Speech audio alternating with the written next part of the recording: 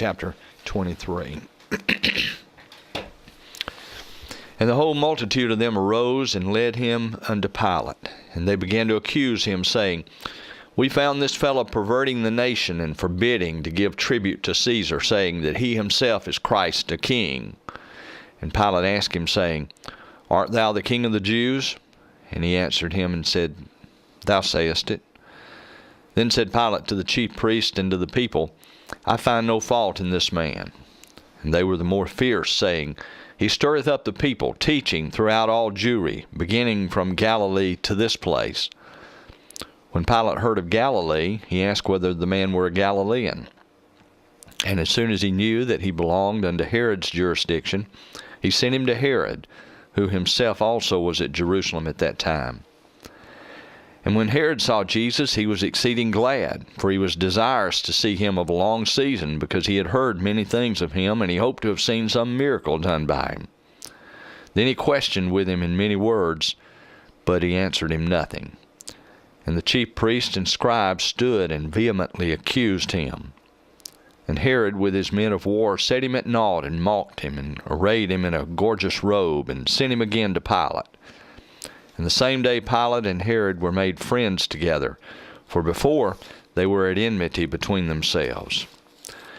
And Pilate, when he had called together the chief priests and the rulers and the people, said unto them, Ye have brought this man unto me as one that perverteth the people, and behold, I, having examined him before you, have found no fault in this man touching those things whereof ye accuse him, no, nor yet Herod, for I sent you to him. And lo, nothing worthy of death is done unto him. I will therefore chastise him and release him. For of necessity he must release one unto them at the feast. And they cried out all at once, saying, Away with this man, and release unto us Barabbas, who for a certain sedition made in the city, and for murder, was cast into prison. Pilate therefore, willing to release Jesus, spake again to them. But they cried, saying, Crucify him, crucify him. And he said unto them the third time, Why? What evil hath he done? I have found no cause of death in him. I will therefore chastise him and let him go. And they were instant with loud voices, requiring that he might be crucified. And the voices of them and the chief priests prevailed. And Pilate gave sentence that it should be as they required. And he released unto them him that for sedition and murder was cast into prison, whom they had desired, but he delivered Jesus to their will. And as they led him away, they laid hold upon one Simon, a Cyrenian, coming out of the country, and on him they laid the cross, that he might bear it after Jesus. And there followed him a great company of people and of women, which also bewailed and lamented him. But Jesus, turning unto them, said, Daughters of Jerusalem, weep not for me, but weep for yourselves and for your children. For behold, the days are coming, in the which they shall say, Blessed are the barren, and the wombs that never bare, and the paps which never gave suck. Then shall they begin to say to the mountains, Fall on us, and to the hills, Cover us. For if they do these things in a green tree, what shall be done in the dry? And there were also two other malefactors led with him to be put to death. And when they were come to the place which is called Calvary, there they crucified him and the malefactors, one on the right hand and the other on the left. Then said Jesus, Father, forgive them, for they know not what they do. And they parted his raiment and cast lots. And the people stood beholding.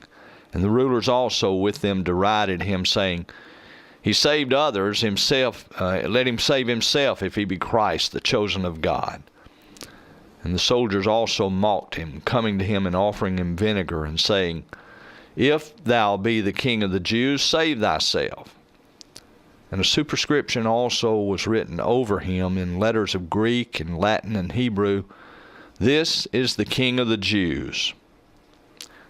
And one of the malefactors which were hanged railed on him, saying, If thou be Christ, save thyself and us. But the other answering rebuked him, saying, Dost not thou fear God, seeing thou art in the same condemnation, and we indeed justly? for we receive the due reward of our deeds. But this man hath done nothing amiss.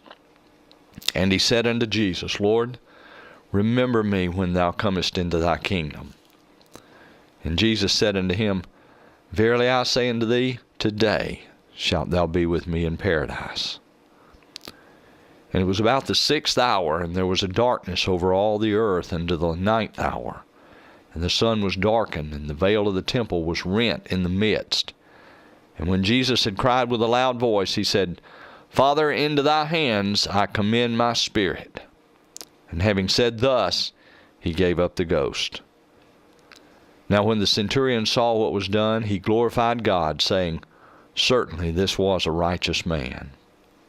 And all the people that came together to that sight, beholding the things which were done, smote their breasts and returned.